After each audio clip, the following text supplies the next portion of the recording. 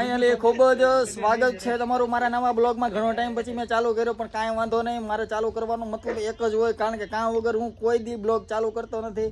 તમે જોઈ શકો છો, માણસો બધા લોકો ભેગા થયા છે. જોવો તમે, આ છે હિરેનભાઈ, આ ભાઈ ચિરાગભાઈ કારાણી, ઓનલી ફોર સુરત તે એવા છે માવો ખાવા હાટો.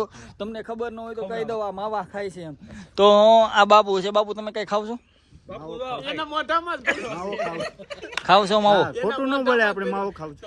ઘડીક કેમ કે બોલ્યા ને એમાં એવું બોલ્યો જ છે ભાઈ, એને પૂછ્યા ભેગો બોલ્યો માવો જ ખાવ છું. તો તમને ખબર છે માવો ખાવા હેલ્થ તમારી બગડી જાય, ખબર છે? હા, દાંત બહુ બગડી જાય. સાચી કાઢો તો દાંત. માવો ખાવાનું બંધ કરે ને તો દુકાનવાળાની હેલ્થ તો માવો ખાવાનું બંધ કરી દેજો. આ બધાય ખાય છે, પણ એવું નથી. બાપુ સાદો માવો ખાય છે. આ ખોટું ખોટું આપણી યારે સ્કીમો કરે છે. વ્યસન કોઈ કરતા નહીં, મહેરબાની કરી અને વ્યસન ન કરો એટલે થઈ જાય તમારા દાંત આવા. કોલગેટ બોલગેટ એક પણ જાતની યુઝ નહીં કરવાની. આપણે મીઠો ઘઉંવાનું દેશી.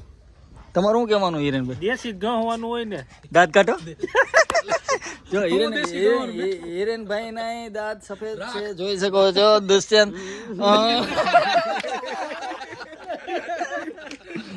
તો આપણે જોઈશું ચિરાગભાઈ આપણે શું કરે છે. શર્માતા દૂર જતા રહેલા છે, એને નજીક બોલાવો. તો આ ભાઈ ને એટલું જ કહેવાનું કે એને રહેવા દો બાપા, એને હક લેવા દો. આ બધી વસ્તુ એવી છે, એને હક લેવા દો. ના ના ના, તમે સાઈડમાં આવીને બેસી જાઓ. અહીંયા આ ચિરાગભાઈ વાં ગયા તો કૂતરો હાફળીએ ચડ્યો તો. દેખાડ તો ડોગી કહેવાય ને, કવડી જશે. ઉપર ચડે નીચે ઉતરે, ઉપર ચડે નીચે ઉતરે. તો હેરાન કરવામાં ઓલ આપણે બધે દોવે છે. મહેરબાની કરીને હેરાન કરવામાં કોઈને. મને ખબર જ હોય, મારા દોસ્તાર બધા અકોણા છે, એટલે હું એને ક્યાંય નથી લઈ જતો. પણ મારી ભૂલ થઈ ગઈ, હું અહીંયા લઈ આવ્યો. મારી મોટામાં મોટી ભૂલ છે આ બધાને. અહીંયા હું લઈ આવ્યો. જોવો તમે, આમ જોવો કેવા ઊભા છો. કોઈ દી તમારા અકોણા મિત્રને ક્યાંય ન લઈ જતા, નકર તમે ક્યાંય જવા જેવા નહીં રહ્યો. આજ માટે આટલું અસ્તુ નમસ્તે.